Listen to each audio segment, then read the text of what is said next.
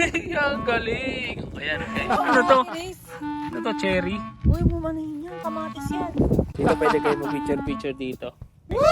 Sasakyan mo guys. Sabi lang, mura lang bili ko dito, mga 20 lang. Sakay kayo. Sino makay? Sakay ka na. Kasi...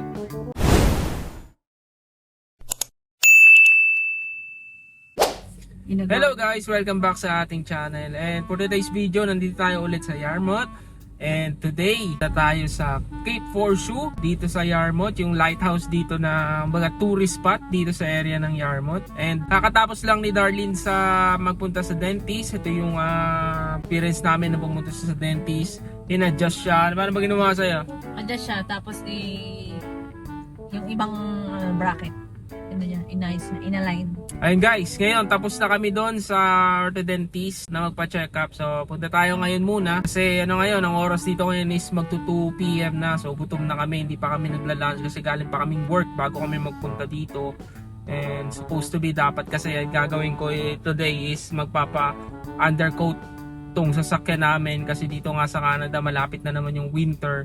Kaya nire-ready ko yung sasakyan para maiwasan although meron nang kalawang, pero para ma-prevent natin, para mas mapatagal pa natin yung buhay ng sasakyan natin, ina-undercoat kasi yan. Next vlog siguro mapakita ko sa inyo kung paano yung pina-undercoat ng sasakyan. Pero ngayon nga, sa gaya na sabi ko, punta muna tayo sa Wendy's para kumain. Let's go. A few moments later.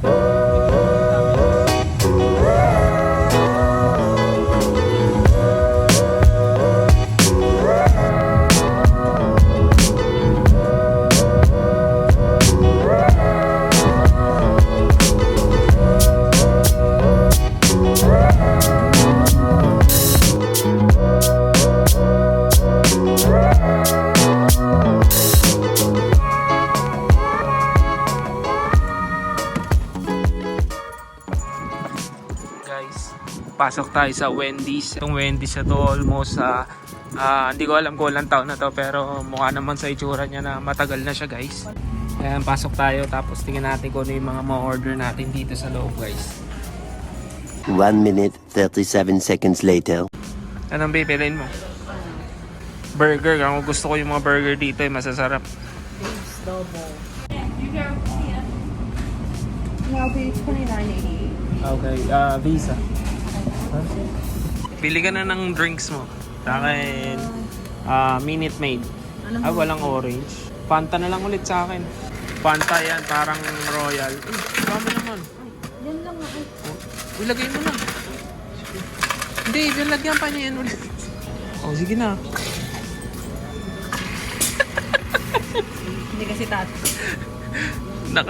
Kain na tayo dito pati hindi mo pa rin na ano yan. O yan, kuha ka na. Or sa akin, Fanta. Sayo na sayo. Kuha ka ng yelo. So ito na guys ang aming pagkain. Saan yung baconator dyan? Parang mas malaki yung nakaraan, pero ito siguro sa akin kasi ito yung price nila. May balat pa. Hindi tiratanggal ng balat. Sabi mo. Kaya isa tayo.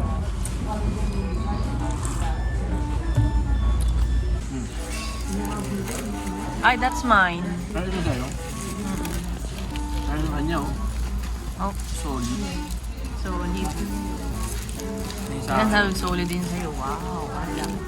Guys, yung ano nga pala nila dito, Ano naman yung patty? yung patty nila hindi frozen. Kain din kayo dito guys sa Wendy's pagdating nyo dito. Sarap. Up. So yun guys, tapos na kami kumain guys. Lalakad lang kami dito sa waterfront ng Yarmouth. So papagutom ulit kasi ayun ganyan naman guys. Naka-dress guys para hindi makita yung tiyan niya, pero malaki talaga yung tiyan. Ay, sorry! Mekos mo na yan. Mekos kita, insan ha? Ganoon, insan. Nalalakad tayo, insan. Ito, meron dito malaking orasan guys. Tignan. Ayan, ang malaking orasan. Tapos may nagbibideo kasi doon. Kaya tignan natin mga vloggers doon sa may kabila. Oh, ayan Yarmouth. Experience our community nakalagay. So asan tayo ngayon? Ito, you are here dito. Dito tayo ngayon. Ayun mo, mga museum mo. So yun guys, pupunta na kami ngayon sa Cape Horseshoe. Nilakad ko lang kayo ng konti dito sa mismong downtown ng Yarmouth. Actually hindi pa dito, dun pa konti. Basta diretso lang yung kaso medyo malayo na sa sakyan namin. Kaya sabi niya, diretso na daw tayo sa may Cape Horseshoe guys. Let's go!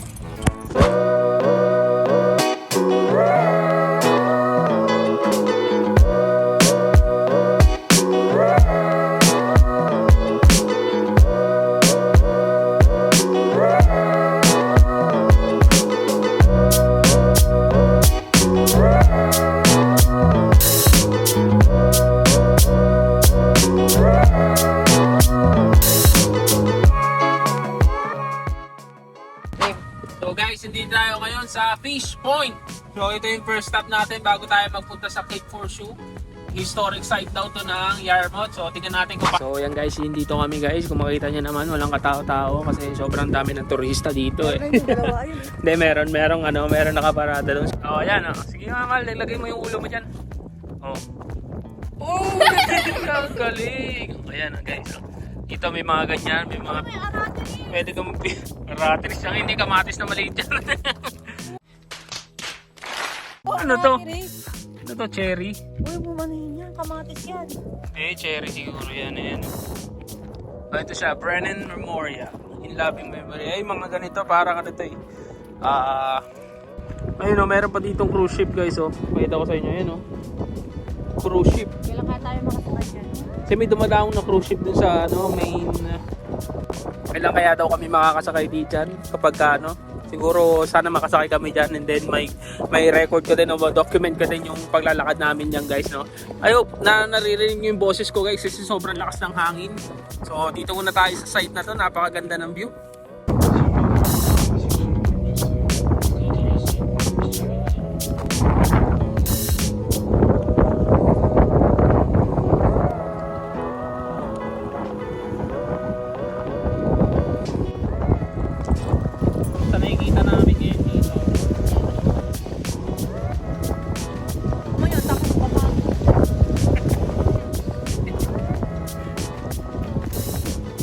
Tama na guys, ang sweat-sweatan guys. Punta na tayo sa Cape Horseshoe.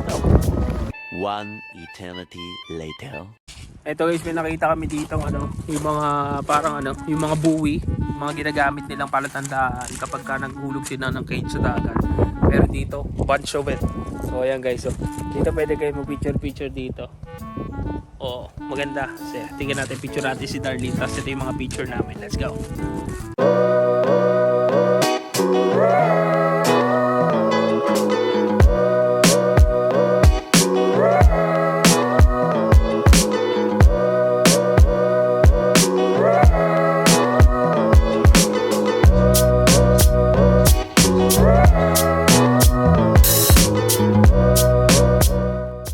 So yung guys, natapos na kami mag-pictorial dito. Nakita nyo naman yung mga picture natin guys, yung gaganda no. So kung nandito kayo sa Yarmouth o malapit kayo dito, na Shelbourne kayo, pupunta kayo dito sa Yarmouth, puntahan nyo to guys para makapag-picture kayo dito. Maganda din siyang venue para magkaroon kayo ng mga panibagong post sa Instagram or Facebook guys no. So tara na, punta na tayo sa main balak natin ngayon sa Cape Horseshoe Island. So Lighthouse, let's go.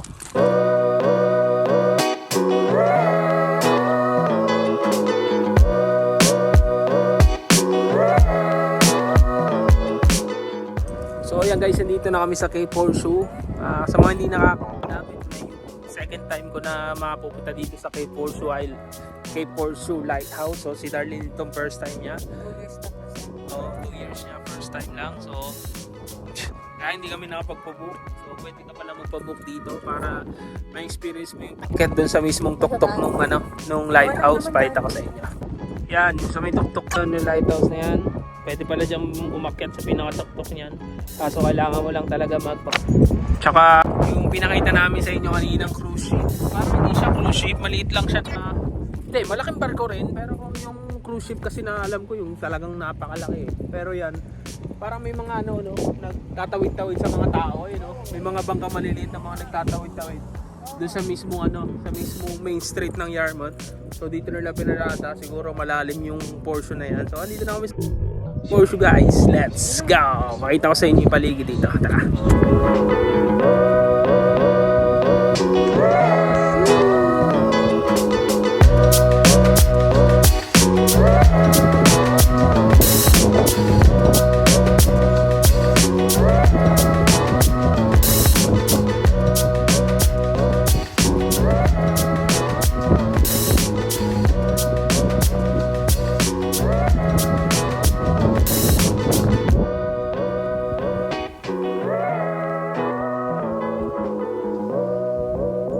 Ayun guys, ang daming tao dito ngayon kasi dahil nga din siguro sa ano yun. At itong bus na to, parang nagtutour sa buong Yarmouth. At maraming daming tao dito ngayon. Yung pumunta kami dito before, wala masyadong tao na nagtutour. So sabi ko nga sa inyo, itong lugar na to is tourist spot dito sa Yarmouth. Kaya marami ding mga tao na yan, nag-iikot-ikot dito sa Cape Porsche Island guys. Let's go! So yan, kung gusto nyo mag-ikot guys, meron din sasakyan na maliit na ganun, parang golf cart na pwede kayong isakay at iikot dito sa buong Cape Porsche. So andito tayo ngayon sa dulo-dulo ng Cape Porsche. So ito na yung Cape Porsche sa taas natin. Ayan. Lighthouse. So dito yun. Tapos ayan o. Yan yung mga bato-batuhan guys.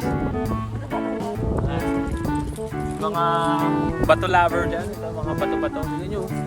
Talagang siya. Maganda siya. O dito nga pala, pag napunta kayo dito, meron dito free wifi, kaya pwede kayo mag live, pwede kayo mag video dito, o mag wifi, mag Facebook, yan, libre, free wifi. Tapos meron din sila dito bilihan ng snacks, mga souvenir item, tsaka mga free tour and registration dito sa lugar nila, dito sa taas na. 1 minute 37 seconds later. So yan guys, doon naman kami sa may kabilang side. Dito natapos na kami sa taas, bababa naman kami. Tapos check ko lang muna yung sasakyan ko dito kung okay pa guys.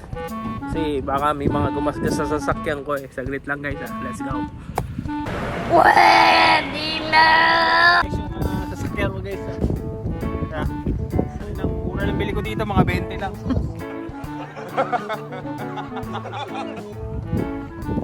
Ang ganda guys, no? Sakay kayo? Sino makay? Sakay ka na. Kasi, may penguin. Ganyan pagka sakyan mo orbit, yung kailangan yung kitchen mo, penguin. Yeah, boy.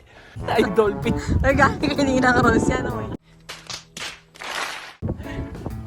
Sakay tayo?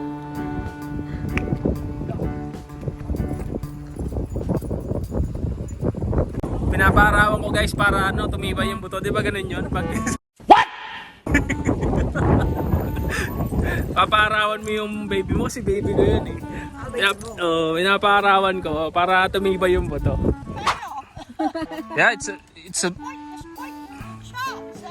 yes, big whale. It's a whale, so it's big.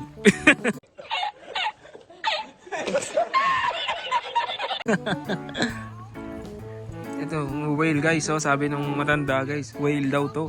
Ito yung buto niya. Totoong whale na bone yan. So ayan, tinanggal lang nila yung mga laman-laman obviously. Kaya natira na lang parang buto ng whale. So, di ba? Astig! Ito siya. Ang pangalan niya Foggy. Foggy the fin whale. So, fin whale, siguro ito yung mga maliliit na klase ng whale guys, no? So, ayan guys. Maliit pa yan? Maliit pa lang yan ang klase. Basahin natin. So, yun guys, may dito, may babae dito kanina na galing doon sa cruise ship na guys, no? So, tinuro sa amin tong whale guys. Ito, whale, laki. Ito nyo naman. Ito pa yung maliit o slim class ng whale guys. Over 50 feet siya. Nakita siya ng dito, lokal sa Woods Harbor, malapit dun sa amin. Tapos niya, hinati-hati niya. Tapos dinisplay daw dun sa tapat ng bahay nila for a couple years or maybe more than 3 years. Tapos dinonate na dito sa may Yarmouth Municipality guys. So maglalakad tayo dito ngayon sa trail. So yan, dito tayo sa Leif Erikson Trail. Lakad tayo dito. Mr. Written in store. So dito yung mga Viking guys, no?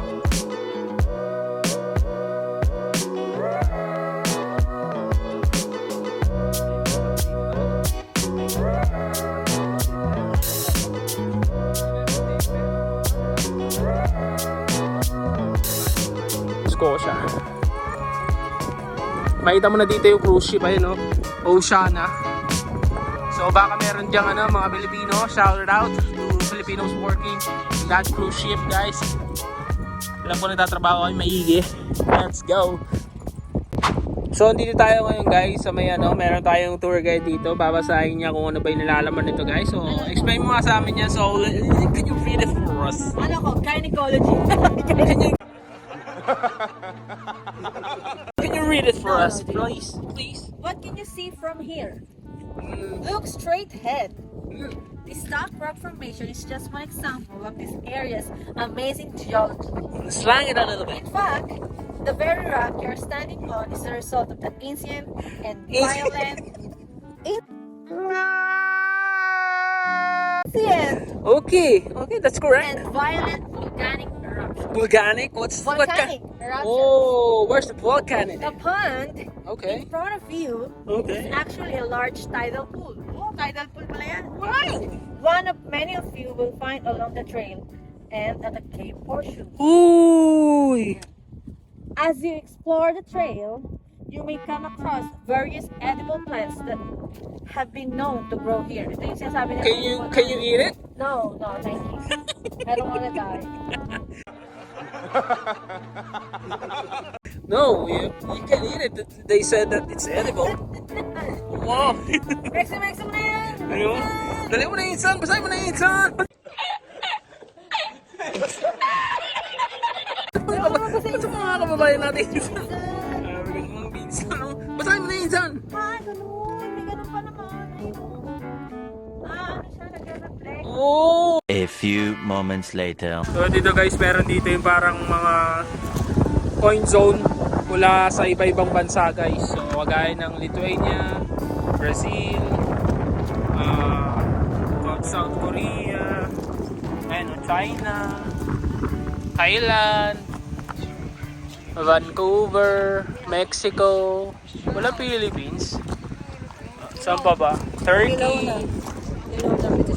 France. Diba? So, ayun guys. Tapos na kami dito sa Cape Horseshoe. Makita nyo naman, ang masasabi ko lang sa inyo guys, just in case na makapunta kayo dito sa Yarmouth, Nova Scotia, wag nyo kalimutan na ilagay sa list yung pagpunta dito sa Cape Horseshoe Lighthouse. And kung maganda is makapag-book kayo online para makakit kayo sa pinakatuktok doon and then makita nyo yung buong view no Cape Horseshoe.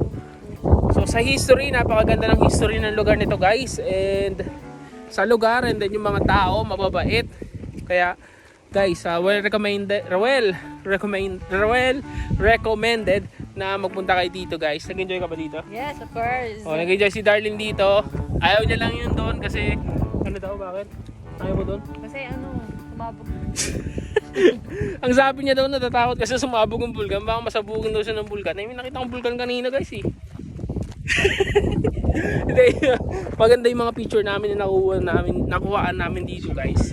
Yan, ito daw mga pagkain na to guys, edible. So, nasa sa inyo na kung gusto nyo kainin pag nagpunta kayo dito. Pero kami ngayon is uuwi na guys. So, hanggang dito na lang sa video natin for today. And I hope nag-enjoy kayo guys. And kita-kita ulit tayo sa susunod na vlog. And don't forget to give this video a like. And comment down below kung may mga comment and suggestion kayo na mga gusto nating gawin, na mga video gusto namin gawin para sa inyo na video patungkol dito sa Canada guys, and hope to see you guys soon. Have a good one.